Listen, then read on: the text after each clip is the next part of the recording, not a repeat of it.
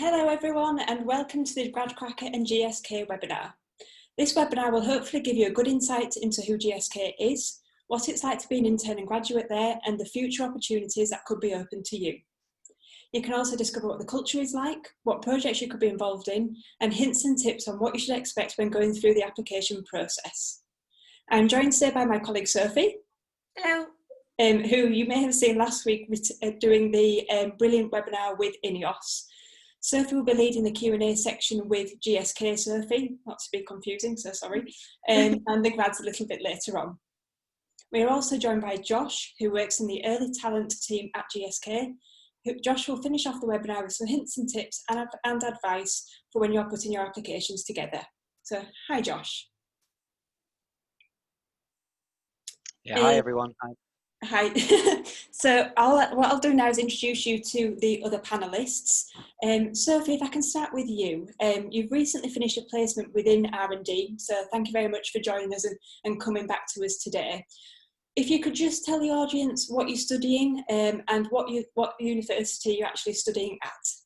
Yep, so my name's Sophie. I'm currently studying for an integrated master's degree in chemistry at the University of Manchester. And I've just completed my industrial placement at GSK in the Medchem department. Just thinking about the current situation as well, Sophie, so what is your next academic year looking like? Are you back on campus or what's it like there? So I've literally just had the booklet of master's projects through today because I'm going back for my master's year.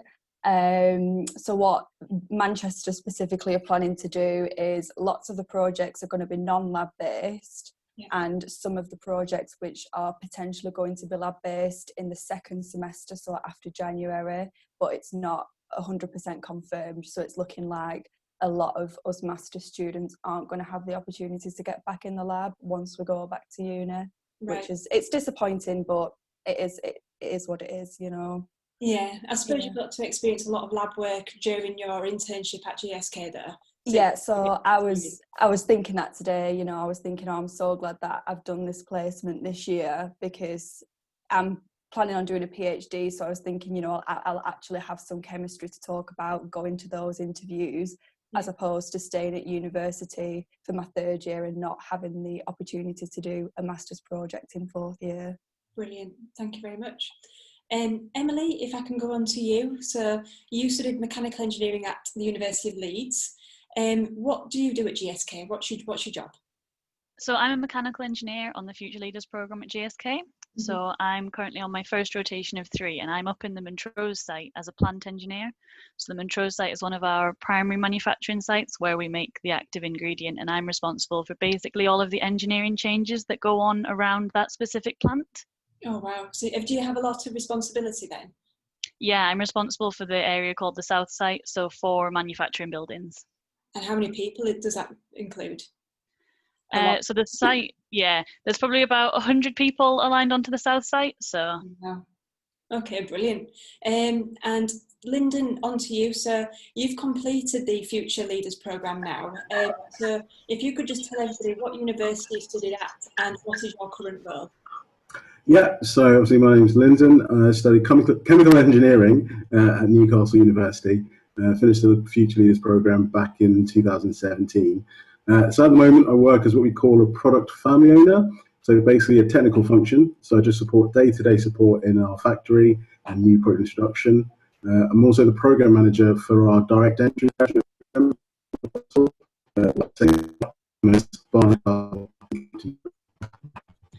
Oh, Lyndon, you're just breaking up a little bit there.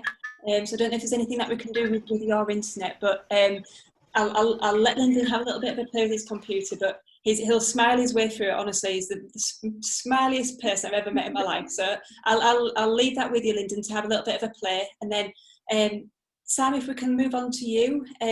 You're a commercial graduate. Now I'm just thinking from our audience's point of view, they might not know what a commercial graduate does. So if you could just give me a little bit of detail on that and also include what you studied and where you studied at university.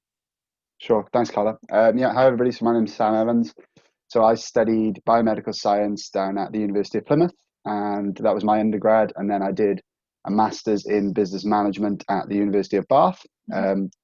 And then, yeah, so I'm just on the third year of my Future Leaders program in the commercial management space in consumer healthcare. So we work with all of the different retailers that sell all of our products. So your Beechams, your Panadol, Voltarol, what have you. And yeah, so just aligned there, working in a number of different functions, and most recently come onto a sales role with Waitrose. Oh, fantastic. So what does that mean then? Are you selling products into Waitrose? Yeah, so we'll be aligned. So I'm aligned to Waitrose, and they will have one point of contact who's their buyer.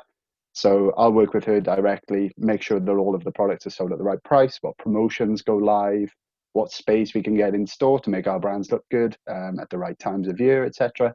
And yeah, and then she'll work with her team to roll it out across Waitrose in the UK. Brilliant. That's a bit of a jump, from going to university, starting out as in biomedical engineering, and then jumping to a sales role. Did you ever imagine yourself going through that process? It's a good question. I think the big thing I learned from my biomed degree was that whereas a lot of my friends wanted to do medicine or dentistry, or a lot of them wanted to go on and do post-grad lab work, that wasn't what I wanted to do. But what I found my passion was for making things easier for people and trying to help them understand. So things like healthcare products, which people buy all the time, give to their families, give to their kids. I think there's still a long way to go to make sure that people are buying the right things for them and making the best informed decisions. And that's where I think I can make a big difference. So that's why I've come and done what I've done. Oh, good. Fantastic. Lyndon, do we have you back? I hope so. Can you hear me? Is that better, Carla? Yes, I can hear you. Thank you very much. Lyndon, can you just introduce yourself again? Because you just broke off a little bit. I just don't want people to miss who you are. Yeah, no worries. I'll start again, start from the top. So my name is Lyndon. I studied chemical engineering at Newcastle University, finished the Future Leaders program back in 2017. At the moment, I work as a product family owner, which is in a technical function on a manufacturing site. So just supporting day-to-day production and also a little bit of new product introduction. I'm also the program manager for our direct entry grad scheme based at site. So I'm based up at the now infamous Barnard Castle up in County Durham. Yeah. Fantastic. Thanks, Lyndon. I think we're in a really lucky position to have everybody here today. Lyndon, we're going to go back to right at the end of the webinar as well. So Josh is going to go through the application process, but what Lyndon can also bring to the audience out there is he's actually been through the program, so he's experienced it from your point of view, and now he's leading a team as well, so he can give you hints and tips and advice going through the process and then being at the other end of it as well. So we'll come back to you in a second, Lyndon, if that's okay. And now Sophie, GSK Sophie, not my Sophie, GSK Sophie is going to give us a brief introduction to who GSK is. So over to you, Sophie. Yeah, so GSK is a world-leading pharmaceutical company, and GSK has the aim to improve the quality of human life by making people be able to do more, feel better and live longer. Mm-hmm. So GSK achieves this by focusing on three main areas, the first of which is over-the-counter consumer healthcare. So GSK is responsible for the manufacture and development of products such as Sensodyne, Panadol, Beecham's cold and flu, and a lot of other popular over-the-counter medicines which you've probably encountered in your day-to-day lives. Mm-hmm. Also, GSK focuses on vaccines, which is really important given the current situation with COVID-19. Yeah. And, a lot of the vaccines that, we've probably had in the past when we were toddlers, children growing up, or even more recently, has probably been manufactured by GSK. And lastly, GSK focuses on pharmaceutical research and development. Mm-hmm. So they focus on the science related to the immune system and using human genetics in order to deliver specialised medicines for patients suffering with oncology, HIV, etc. Yeah, thank you, Seth. That's a really good insight. And I think something that I wasn't aware of with GSK is all the brands that you're associated with. I know you've mentioned a few there, but like Beecham's, Aquafresh, Panadol, these are household products that we use every day, which our audience will be familiar with. So yeah, it's really good to get that insight. And what I want to do now is just to give the viewers a brief video introduction about GSK, how the research is being carried out is changing the world for the better. So if you just bear with me 1 second, I'll just get this up now.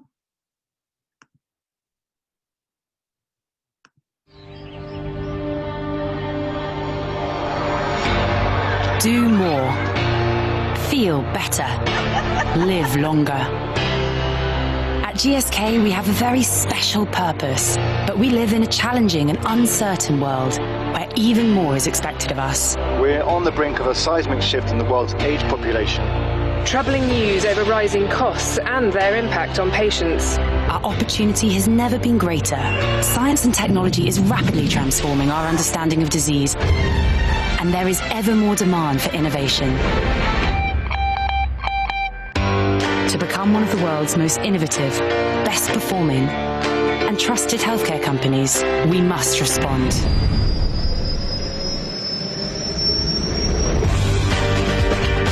So let's take on this unique challenge together to change the world for the better. By having the courage to push the boundaries of research, harnessing our breakthrough science to bring needed, quality healthcare products to more people, partnering with those who share our values to go even further.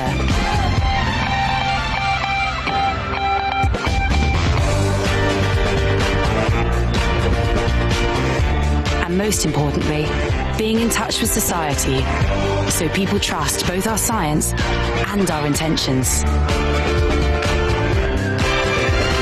Together, let's challenge ourselves today to change people's lives tomorrow.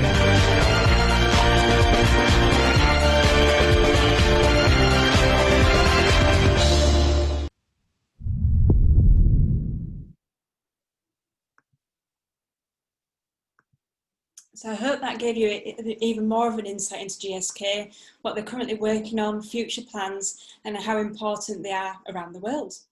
That tune always gets in my head every time I watch that video. Right, so the next part of our webinar will be Grad Cracker Sophie, who will start the Q&A session, and we're going to start with the GSK Sophie. Honestly, we should have thought about a different code to use earlier on. We're going to start with Sophie, who is an intern, or was an intern at GSK. So we're hopefully going to ask Sophie all the different questions that you would like to ask her, and then we'll move on to the grads. So Sophie, over to you. Thank you very much, Carla. Yeah, I really wanted to start with you, Sophie, just to find out a little bit more about your internship experience, because I know you really recently finished, obviously quite an uncertain time as well, you know, probably quite different ending to your internship than you originally thought about. Really wanted to start by just finding out a little bit more about, you know, what your experiences were on the internship, you know, where were you based, what teams were you working in? I know you mentioned MedChem, but it'd be great to kind of find out a little bit more about what that actually means at GSK. So if you could start with that, that'd be great. Yep, so I was working at GSK Stevenage, which is the main hub in the UK for pharmaceutical research and development. The GSK Stevenage Research and Development is split into medicinal chemistry and more like process chemistry and analytical chemistry. So I was working on the medicinal chemistry side of things. And within medicinal chemistry, you've got lots of different teams. And in those teams, you've got lots of individual projects. So I can't necessarily go into the ins and outs of the project that I was working on for confidentiality reasons. But yeah, so the team that I was working on was really small. On the project that I was particularly working on, at one point it was just me and my supervisor working on this particular target.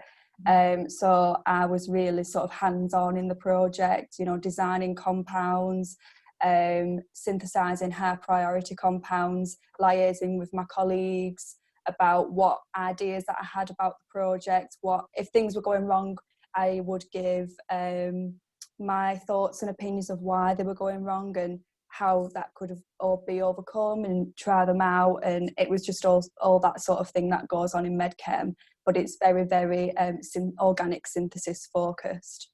So I would say if there's anyone watching who wants to go on to do a placement in the MedChem department, when it comes to interview, I would definitely lay it on that you're really, really interested in organic chemistry, because that is predominantly what it is focused around.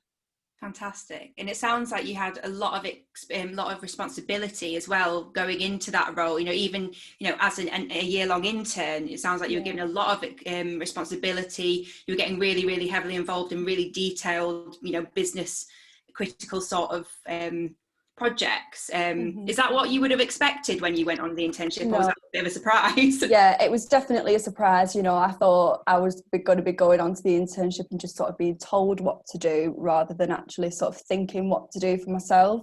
So the first sort of few weeks or a month is you get told, your supervisor is very much guiding you through things, telling you, how to set up equipment, how to do the experiments. But after those first few months, to sort of wean you off to independent thinking and independent research. So just before lockdown happened, I was actually deciding what purification techniques I was going to do. I was consulting literature rather than my supervisor on how to get experiments running. If they weren't working, I would first consult the literature before going to my supervisor and say, look, this isn't working. It was a very big shock to see how independent it was and how much I've improved in my chemistry since when I first started the year. Fantastic. It sounds like such a worthwhile year for you then. Definitely, yeah, it was. So what are kind of some of the standout experiences you had during that year? I mean, you've mentioned quite a lot about, the independence and things, but are there any sort of things maybe outside of the actual, chemistry and day-to-day technical things that you were doing that really stood out during the internship with GSK? Yeah, so I had a really, really good opportunity there to network with as many people as possible. I was networking with people within MedChem. I networked with people outside of MedChem. I networked with global patents and patent attorneys. I networked with people that were working in the American site, because once, lockdown happened and everything, GSK organised this really big sort of coffee break meetup where you'd network with someone once every few weeks from a different area of the business. So it was really nice to sort of go to GSK and get insight into one area, but then I was also getting insights into lots of different areas as well. And that really sort of helps you to solidify what it is you want to do in the future, because you can speak to people actually in those fields and see if that would be for you. Amazing. So what are kind of thinking about all of these different experiences that you've had, on the job stuff, that, the things that GSK sounds like they've done, especially during this really difficult period of lockdown, to really enhance your experience as an intern as well. What are kind of the main things that you've learned and taken away from the last year, especially given kind of the circumstances that you found yourself in towards the end of the internship? Yeah, so the thing that I've learned most is to just, be confident in my work and not be second guessing all the time, and just be motivated in what I do, because if you put work in, then you're going to get a lot out of it. And even in lockdown, I was putting a lot of effort into my work and I got a lot back out of that. So I would say no matter what the circumstances are, and even in unprecedented circumstances, if you're working hard, it's not going to be detrimental, I don't think, towards your, future career path. Yeah. Amazing. So next steps for you are to return to university. Yes. And then you mentioned kind of future plans you were thinking about, sort of PhD. Just kind of fill us in on what you think you're going to be doing. Yeah, so I'm going back to university. I'm going to be doing a master's project. Currently, that's not decided yet because of COVID. It's happened a lot later than what it would have been. However, I am thinking of going on to do a PhD after I've completed my master's degree, hopefully in something to do with chemical biology, biochem, medicinal chemistry sort of related field, because that was what I was working on and really enjoyed at GSK. And before I actually went and did my placement at GSK, my first and second year, I was like, there's no way I'm doing a PhD. It's not for me. I just couldn't picture myself in that situation. But having gone to GSK and really enjoyed the lab work and the lab write-up, looking at literature and, liaising with people that did have PhDs, I've decided that is for me. And then after a PhD, I could either carry on with lab work, depending how my PhD goes, or there's also jobs in patents. I really enjoyed networking with patent attorneys at GSK, so that's another career path that I've also considered as well through doing a placement at GSK. Oh, fantastic. It sounds like you know, it's really informed kind of your future decision making, you know, doing Definitely. the internship at GSK. And that is something that we always say to students, you know, doing a year-long internship or any sort of internship with an employer really does inform what you might want to do later on. You know, going back to an employer, it can really, really influence your decisions and really solidify what you actually want to do. So you're a perfect example of that, Sophie. So thanks for that. No problem. So yeah, what I'm going to do next is I'm going to move on to talk to Lyndon, if he's here, which I don't know where he is because I can't. Oh, there he is. You made it back in. There was 2 of you, then there was none of you. So where is it? I suddenly noticed I was so focused and looking at Sophie. I was like, oh, I didn't realise Lyndon wasn't there.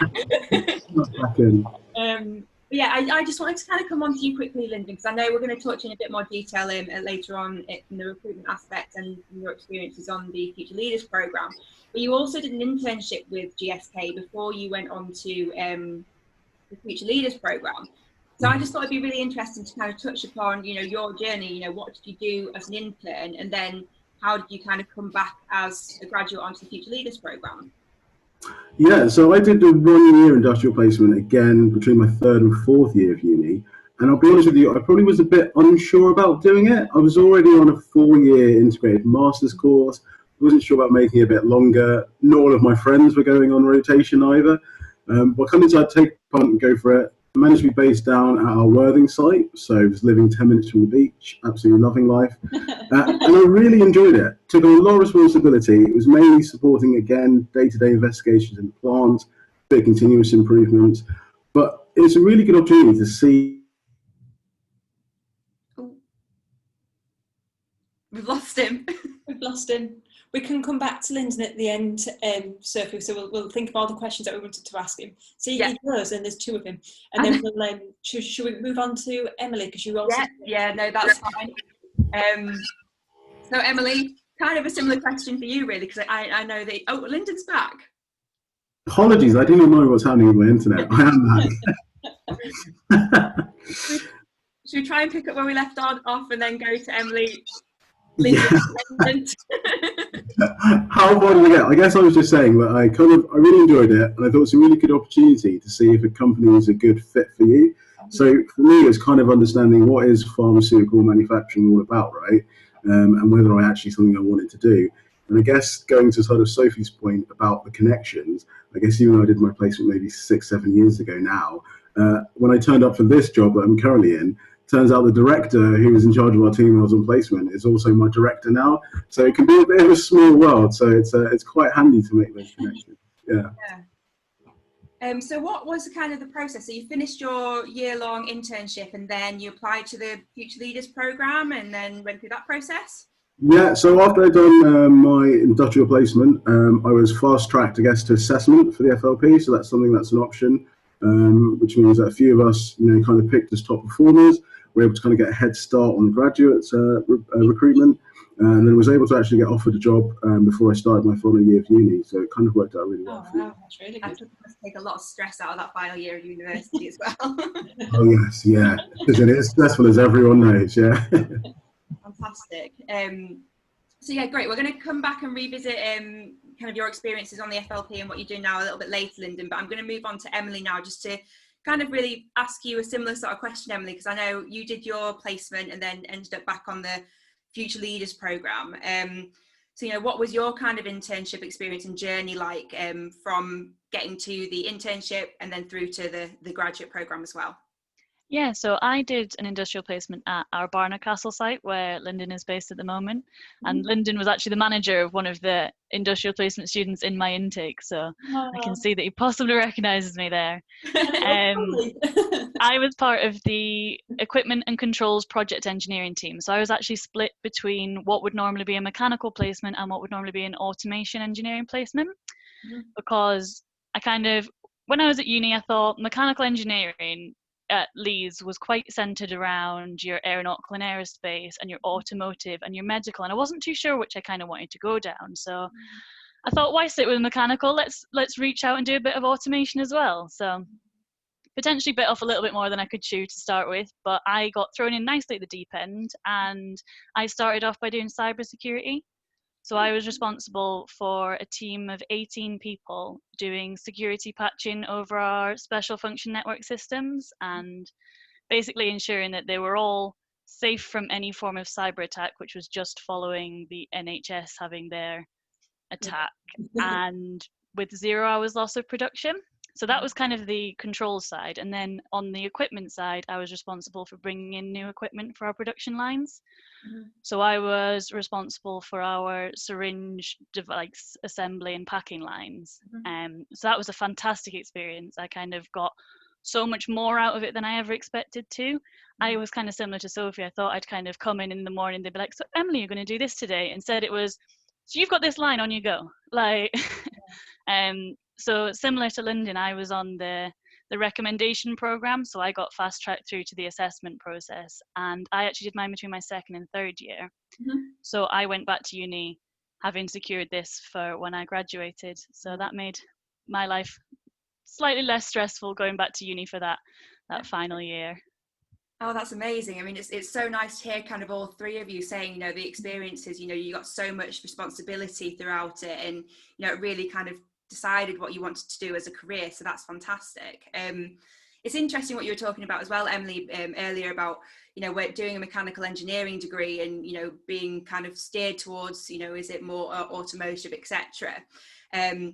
I was one of the things I was going to ask you, you know, how did you kind of go from mechanical engineering to end up working in pharmaceuticals? You know, what kind of was your initial driver to do that? I think for me, when it came to looking for industrial placements, I just looked at pretty much everything that was out there and thought whether it was something I could see myself doing. And I already knew areas that interested me more than others, and pharmaceuticals was one of them. And when I saw the role at Barnard Castle, because I had that opportunity to experience slightly more, and I felt like the role itself could be quite tailored to what I wanted to gain from it, and I worked in a fantastic team that were able to support that, I gained so much more than I ever expected that I could. And I'm sure it would have been a similar experience at kind of any of the others, because I'd put so much time into researching them and really knowing what I wanted from them. And there were things that I just knew that I had to find out when I was here. Amazing. I think that is such good advice as well, Emily, for people to really be open to different options, you know, not think just because I'm studying X, Y, and Z, I can only work in one industry. Really do be open to so many different sectors that want your skills, because no matter what STEM degree you're studying, there will be a number of different sectors looking for your degree background. So I think that's great advice. I'm so glad that you've said that as well. And I think it's Sophie, that, you know what, all of the grads and you, Sophie, have also mentioned about networking. So the different areas that you go into, if it's an internship or a graduate program, you are meeting lots of different people, which would help you in the long run as well from your networking point of view. So I think doing an internship, following it through to your graduate program, and then, you know, now being like Lyndon, just think about how many people you've met and how many different roles that you've been exposed to as well. Absolutely. Okay, so what I'm going to go on to next, I'm going to go on to talk to Sam. So I would like to start by asking you just a little bit more about the role that you're doing, you know, the commercial aspect, the team that you're working in, and yeah, can you just explain a little bit more about kind of what your day-to-day looks like? Because I think a lot of our students won't really know what, you know, a working week would typically be like. So if you could enlighten us, Sam, that would be great. I'll do my best. Yeah, so I think it's quite interesting, especially when you're speaking to a lot of people that have worked in either the R&D functions or the production sites, because it's often a case of, if we don't have them and the tens of thousands of people that are making these products every day, then we can't sell anything, you know, like, and we're the ones that almost at the cold face. But if our friends behind in all the factories aren't doing it, like we've seen, obviously, all of this has kicked off recently. And one of the biggest advantages we had was with everybody wanting paracetamol, and Panadol is ours. And for anybody who doesn't know, most of the, like your Tesco Asda paracetamol is made in India. And India just shut up shop. They were not exporting anything. We make Panadol in Ireland. And so we were in a really good position to keep supplying that UK market with the products that consumers wanted at a time when they felt like they needed that support. Panadol was able to offer them for that. So that was a big thing. So I just wanted to say that, because I think it's really, really important for the people that are in R&D. So my team, so I work, as I say, I'm aligned to Waitrose. So GSK, Consumer Healthcare, if everybody doesn't know, has two sides. We have an oral care business, so that's Sensodyne, Aquafresh, everything there. And then we have our healthcare business. And recently we underwent a joint venture with what they call Pfizer. So we just joined with Pfizer. So we've taken some of their amazing brands now. So we've got things like Anadin, Centrum, and Nexium, so vitamins and an indigestion product. So opening up our categories and things like vitamins and well-being is massively top of mind, and especially even more so now. So opening us up into some really big new categories, which is really exciting for us. So I'm aligned to healthcare and Waitrose, and then I sit within the Asda, Morrisons, and Waitrose team. So that's one team, and we have one person for healthcare, one person for oral care for each of those retailers. That then scales up into a total grocery team. So that factors in Tesco, Sainsbury's, Co-op, everything there. And then that scales up into a total sales team when you add in all of our pharmacy channels. So you've got your Boots, your Superdrug, and then all of your pharmacy regionals, like Dr. Patel's pharmacy down the road. And so that's the bigger team that I sit in. So it's quite funny, actually, when you think you've got everything that's yours and you have to nail everything there. And then there's so many other different parts. So it's quite important when somebody might be struggling on one side of things that we can try and help out in different parts. So that's really important. My day-to-day, a lot of it is making sure that our pricing is correct, monitoring how much we're selling. And the biggest thing is making sure that we're forecasting accurately what we're going to sell in the next month. So if we've got a promotion on, we need to make sure that our demand planners are aware of what we're going to need, so they can send a note to people in the factories to make sure that we get it. So a lot of it does a lot of stuff like that. So communication with the buyers, making sure that they're happy, negotiating to see whether we can get any better sites, so whether we can get our products near the tills. So for things like paracetamol, Panadol, Anadin, it's the definition of what you call a store cupboard essential. So everybody has it generally in the house. We just want to keep reminding people that they can buy it in Waitrose. They don't need to go to Boots. They don't need to go anywhere else. They can just buy it there. That's a lot of the stuff that we do. Fantastic. That's so interesting, and thinking about, you coming from that kind of biomed background and then where you've got to now. So what year of the Future Leader program are you on at the moment then, Sam? So I'm in my third year. So my first year was spent out on the road, doing door-to-door dental. So I was visiting dentists, so driving around the streets of northwest London, door-to-door to dentists, I thought it was really interesting, actually, in that video that they shared about the link that it says, and being in touch with society. And that is the definition of it. I'm talking literally every day about toothpaste and teeth to people who've been doing it their whole life, and I literally learned it in a couple of weeks, and I was like, I know exactly what I'm talking about. And it was really interesting, and so I was doing that every day and then I went into my second role, which was called a category management role. This was something I'd never heard of, but I was aligned to Asda and Morrisons. If I could explain it like this, my current role means giving GSK a bigger slice of the Waitrose pie. Okay, you think about it like that. My old role was working with Asda and Morrisons to make their healthcare pie bigger.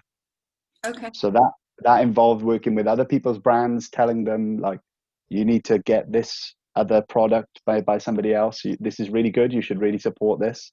But also trying to make sure the GSK is really well represented, and it really builds that credibility for the relationship too. So that was a really difficult role that I really didn't know what it was when I went into it. But really happy and learned so much on the back end. Wow, it sounds like you've had such a diverse 3 years in terms of the experiences that you've had. And I know, kind of leading up to this, Sam, as well, you kind of mentioned to us how important that growth mindset is at GSK, and that's something that I found really fascinating. So I just kind of wanted you to touch upon, what does growth mindset mean at GSK? How does that kind of impact your day-to-day, and how's it impacted your last 3 years on the Future Leaders program? For sure, yeah. So people will hear it called very different things. You hear it called open mind, growth mindset. If I could put it quite simply, to me, what it means is never take enough for an answer. Always keep that broader mind thinking.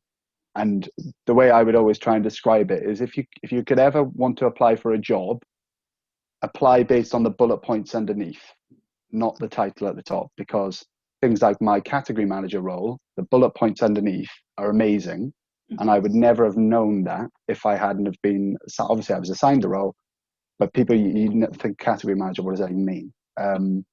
So that would be my big thing. And we talk about it a lot. It's continuing to, you'll hear it called continual improvement, different things like that. I think as young people in a business that's so well established, people get caught in such routines, and that'll happen in any business, anywhere you go. People will just say, oh, we've always done it that way. And I think young people, wherever you go, it doesn't have to be in GSK, have a big responsibility to think, why? Yeah. You know, like we do it all the time. It's like different things that people do. My parents do different things in the house. I'm like, why do you do that? Well, I've always done it. Oh, yeah, okay, brilliant. So yeah, I think you have a really, like, it's quite nice as well, because you can feel like you're immediately contributing, and you might think of things that people will have never, because you're looking at it with fresh eyes. So yeah, that's something that I would just like to say. And things like e-commerce, that's massive at the minute. People buying things on Amazon. Young people are closer to that historically, because we are the age that have grown up buying stuff online. Yeah. With it's such a big focus area for so many businesses now coming into it and being like, this is what we should be looking at. You don't have to have all the answers, but if you tell people to look in the right places, then that really does get that ball rolling and can make you have a real big impact straight off the bat.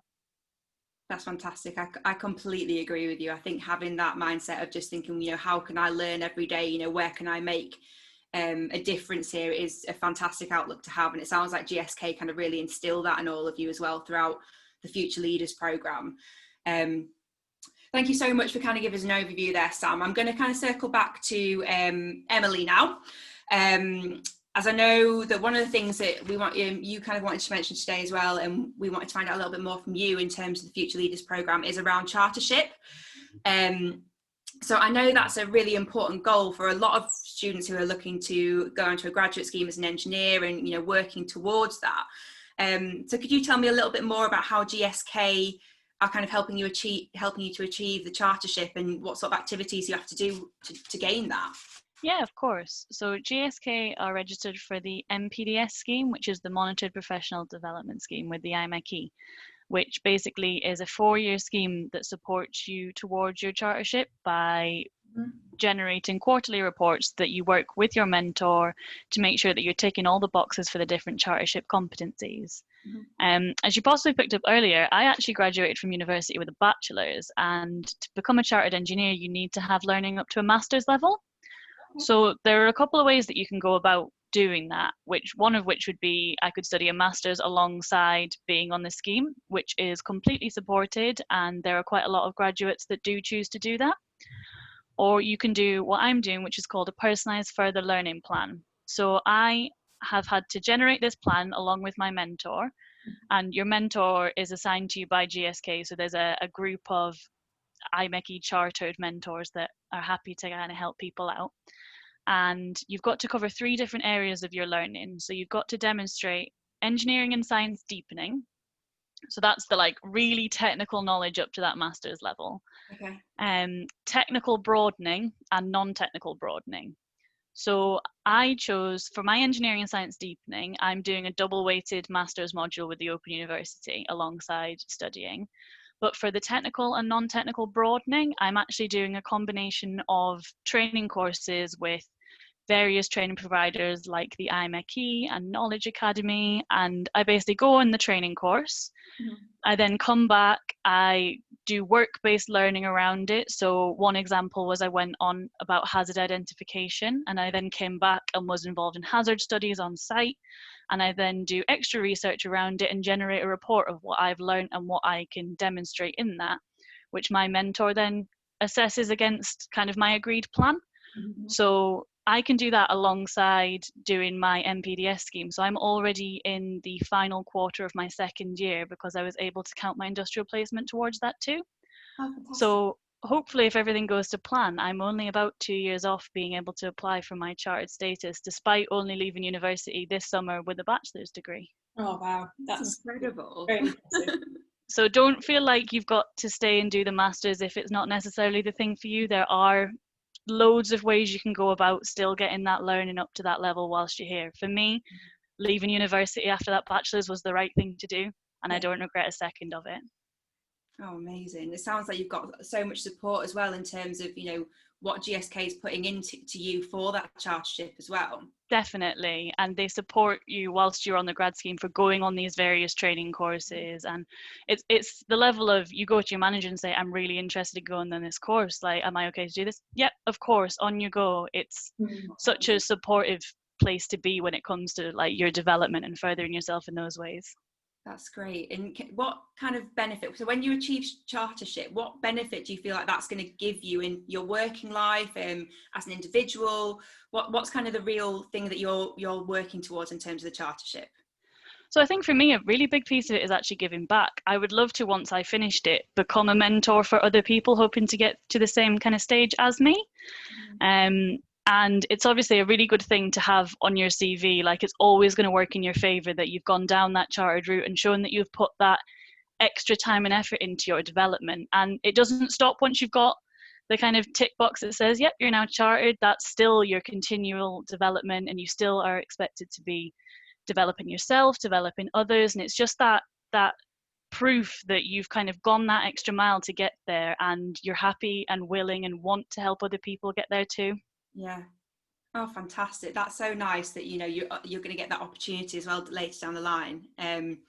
That's brilliant. Thank you so much for that. I really do think chartership is something that, you know, we haven't touched upon too much in these webinars, but it's something that definitely our audience is so interested in. So, and it sounds like at GSK, you've got a real opportunity to kind of dive into that as well. Definitely, and I'm sure they support the other schemes as well. I just know more about the mechanical one with being on the mechanical one myself. Fab.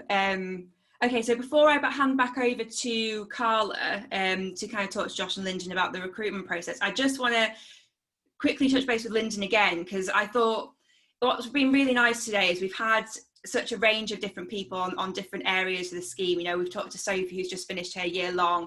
We've got Emily and Sam, who are on the graduate scheme. And then we've got you, Lyndon, that, you know, you did your internship, you've completed the Future Leaders program, and now you're, you know, kind of where you are. It would be really interesting to hear, you know, what's your kind of typical week at GSK like? You know, what sort of activities do you get up to? Yeah, it's one of those, I know it sounds like a bit of a cliche where no 2 weeks are exactly the same, right? I guess in my current role, I guess, because I'm responsible for 11 products that we make on our site, it can be quite varied. So it's mainly around supporting production on a day-to-day basis, right? So I guess if we would go through a typical day, like I guess what my tomorrow's looking like, I'd start the day, we normally have about 3 or 4 morning meetings at various levels in the factory, trying to understand how the last 24 hours have gone, have there been any issues, have there been any problems, and that really kind of sets me and my teams up for the day. So if it's a good day, it could be quite quiet, might get some paperwork done, some report work writing. If it's a bad day, it might be straight down into the factory and on the lines, right, supporting the guys and the operators on the day-to-day. So it can be quite varied. There tends to be quite a lot going on in GSK. It's particularly in the factory that I work on. There's about 1,000 people and make about 24 different products just in my area. So it can be quite busy. Yeah. Wow. No, that's great. Thank you for that. I think it is great for our audience to really understand, you know, what is a working day like. It might be something they haven't experienced yet. So it's really interesting for them to hear. Okay, I'm going to hand back to Carla now to do the recruitment side of things, but I just want to say a massive thank you to Sophie, Sam, Emily, Lyndon, for your insights there and for giving us such a great overview of what you guys have been up to on your internships, graduate schemes so far. Thank you. Yeah, thanks everybody. So now we've kind of told you all about the internships, graduate experiences and progression that you can make through GSK. What I'd like to do is talk to you, Josh, just to briefly go through the application process and what a student can expect, if that's okay. Yeah, sure. Hey, hi everyone. So yeah, so Carla, thanks so much for having us. Thanks for organising this. It's great to see so many people joining. I won't say the actual number because I know Carla's been covering it up because it makes me a bit nervous. But yeah, it's great to see loads of people joining and listening. So yeah, my name's Josh. As Carla said, I work in the early talent recruitment team here at GSK. So our team are responsible for running the recruitment processes and recruiting our industrial placement program. So all the students on that, and our Future Leaders program, which is our best known graduate program and the program that a lot of our panelists today were on or are currently on. So in terms of the process for both of those, the process is quite similar, no matter what, if you're applying for our placements or our graduate scheme, the process isn't hugely different. Important thing, I guess, to flag is that our process and our recruitment process, both of those, is strengths based. So we're looking at your individual strengths. So that's kind of more important to us. So we're looking at your kind of future potential, your engagement, your motivations, your own strengths. That's really quite important, more so than you having loads and loads of previous work experience. We're not hugely interested, we're not hugely looking for the person who's got the most work experience. We're looking for the person whose strengths, their values, their motivation, their engagement all kind of align with GSK. So what we kind of look for is, as I say, your strengths. So these are things you do well, things that you do quite a lot, things that actually energize you, things that engage you, things you actually like to do. That's what we're really looking for. So our process for our IP or our graduate program start with a very quick eligibility form, which literally only takes about 2 minutes. So you just need to put in a bit of info about yourself, make sure you're on the right degree. A lot of our programs, so our commercial roles, some of our kind of business operation roles are open to all degree areas, so it doesn't really matter what you're studying. Some of them, of course, some of the engineering, some of our R&D roles, you do need to be on kind of and have completed the kind of correct degree. But that eligibility form literally takes 2 minutes. And then you'd be invited to take our online test, which is called the World of GSK. So this is an immersive online test where you watch some videos, you're given different scenarios, you're asked to answer a few questions, and these all kind of relate and are in some way to do with the GSK values and expectations, really to see whether your own values align with ours and whether you're kind of a right fit for the role as well. You get to watch quite a few videos about the company. You learn quite a lot about GSK as well. And as far as it goes in terms of doing online tests, one of the slightly more fun ones, I think, as far as they can be. And should you be successful in that, if you're applying for our graduate scheme, Future Leaders Program, you'd then be invited to take our job simulation, which is called GSK Life. And as the name suggests, it kind of gives you a feel of life in the role. So they're quite kind of role specific, so you'd get different questions, and it's kind of online assessment where you get questions that relate and are to do with the role that you're actually applying for. There's also some video questions in there as well. So these are all about your motivation. So we really want to see, and what I think the most important thing about that part of it, and a part of the process, I suppose, is about your own motivation. So why specifically have you chosen that role? Why specifically have you chosen GSK? There's loads of other big companies out there. What makes GSK the one that you want to apply for? And we've got loads of roles. Why that role in particular? That's really what we want to see. So we really want to find out your motivation. I think that's a really big part of our process, and a really big part of that kind of job simulation stage. So that's for our Future Leaders program. If you're applying for an industrial placement with us, it's quite similar, but you'll fill out an application form at that stage rather than the job simulation. So again, we're asking similar sorts of questions and a similar sort of thing, just in a slightly different format. And then for either or both of those programs, hopefully then you'd be invited to our assessment centre. So that's the final stage. So typically we'd invite you here to GSK House, where I am today. Unfortunately, looking more and more likely with every passing week that we're not going to be running our assessment centres in person this time round. So there will be a virtual kind of online assessment centre. We'd still be asking you similar sorts of things, and you'll still be going through basically the same process that you would be whether you were coming in person here, but you'd be doing it from the comfort of your own home. So we still have a strengths-based interview, which is an interview, again, looking at your strengths, looking at your interests, looking at your engagement. You have maybe a presentation, a one-on-one exercise, and sometimes for some of our more technical roles, there might be kind of a technical interview or a technical presentation where that's kind of suitable. And hopefully following that, we'd be making you an offer. So that's a kind of quick snapshot of our process. In terms of dates, that's really important. Our industrial placement program is opening really soon. It is on the 9th of September. So what, less than 2 weeks, I think that is. So that's the vast majority of our industrial placement programs opening then. So we've got our manufacturing and supply chain roles, including all our engineering roles, most of our business roles, and a lot of our R&D roles are opening in September. For our IP roles as well, we do have placement roles opening a little bit later in November. So if you're interested in working in the consumer research and development or working in human resources, we do have roles opening a little later, but the vast majority of them are opening in about 2 weeks. So I'd strongly recommend, if you're interested in the placement, to have a look then, because you will have lots and lots of choice in terms of roles that are open. For our graduate program, our future leader program roles are all opening on the 7th of October. So again, about 5 or 6 weeks time. And again, I'd strongly recommend having a look kind of as soon as you can after that date. Some of them are quite popular, aren't necessarily open for a huge amount of time. Yeah. So I definitely recommend, if there's an area you're really interested in, really want to work and you really want to apply, make sure to do that kind of as soon as you can. Don't have a look at the advert. Don't kind of go away, come back a few days later, because I don't want you to miss it. Some of the roles are only open for quite a short amount of time. So yeah, 7th of September for placements. 9th of September for placements, 7th of October for our graduate roles. Yeah, thank you, Josh. And I'll remind the students at the end about following GSK and everything else to be alerted when you do open your opportunities. Just one last question that I've got for you, Josh, if I may. So how long is the recruitment process? How long does it generally take? So a student would apply to you, and then when would they expect to hear if they've been successful?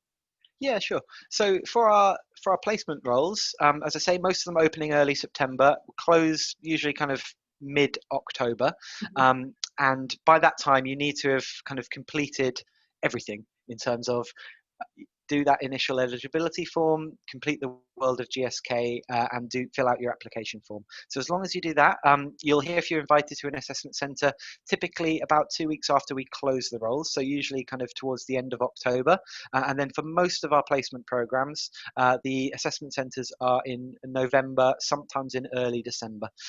So for our placement roles, if you're applying to any of those roles that open in kind of early September, you'd be coming through an assessment centre, hopefully having an offer with us by kind of late November, early December. For our Future Leaders program, again, it's similar sorts of timelines. So you'd apply in October and typically have the assessment centre would be late November, early December. Fantastic. So quite a quick turnaround then, quite a quick process. Fairly quick, yeah, fairly quick. Again, if you apply to one of those placement roles that open a little later in November, your assessment centre will be after Christmas, usually in February, so that can take a little bit longer. But yeah, the majority of them you'll hopefully have an offer before Christmas. Fantastic. That would be a lovely Christmas present, wouldn't it? Yeah. Lyndon, if I may, thank you very much, Josh. Lyndon, if I may, I just want to finish off with you. We've spoken all the way through the webinar about your experience. You've been through the whole process. Now you are, a hiring manager, or you're part of that side of things. What top 3 hints and tips would you give a student now thinking about applying for GSK or going through the process? I probably think the number one thing, I think, for anyone who's looking to apply for the process to remember is just to research the programs that you're applying for, right? Yeah. I think in a company like GSK, you've heard on the call today, there's so many different roles, whether it's R&D, manufacturing, or corporate you want to go into. There's loads of different routes into GSK as well, whether you come in as an IP or future leader. So do things exactly like this. Dive into these webinars that Carla and Sophie have organised, hear a little bit more about the company, know a little bit about what we do, and I guess a little bit of your reasons for why you want to do it. So as Josh touched on, that's one of the number one things. When I kind of have a candidate that's come up to me, when I'm interviewing, the number one thing I like to see is, why do you want to work in this pharmaceutical, this healthcare arena that we all work in, right? I think that's probably the number one tip. And I think that's probably the second thing to remember as you move through the stages, whether it's video interviews or you do come through to assessment centres, is that kind of the whole process is designed to see if you're a good fit for GSK and if GSK is a good fit for you, right? So use the process every stage you go along to learn. Ooh, I think Lyndon's video's frozen a bit there, but obviously his sound was working well, so I didn't want to break him up in between Lyndon answering that question. But yeah, I think we've got loads of great hints and tips throughout the webinar. What I've come away with is it is the different routes into GSK, it's the different opportunities that you've got. There's lots of help that seems to be available to the students and the graduates. So I would just like to thank everybody. I don't know if you can hear me, Lyndon, but thank you as well for joining us today on this webinar. Hopefully all of you, the audience, found it really useful. GSK do have some graduate opportunities open at the moment, so why not have a look, go and apply today. They're on the hub. And as Josh said a couple of dates to bear in mind. The 9th of September, the 7th of October. This is when they'll be opening their opportunities for next year. So don't forget to go follow GSK on GradCracker. You'll then be alerted by email and push notification when these opportunities open. Just to kind of back up what Lyndon said as well, do your research, watch this webinar again. You can watch it as a whole, or it's broken up into different segments. The GSK Hub is also a fantastic place to go and do your research. There's lots of information on there, lots of videos and everything else like that. And what I'm going to do is speak to Josh afterwards and make sure we have profiles from everybody who's joined us today as well, because you've got such great stories to tell the audience. So thank you very much for joining us.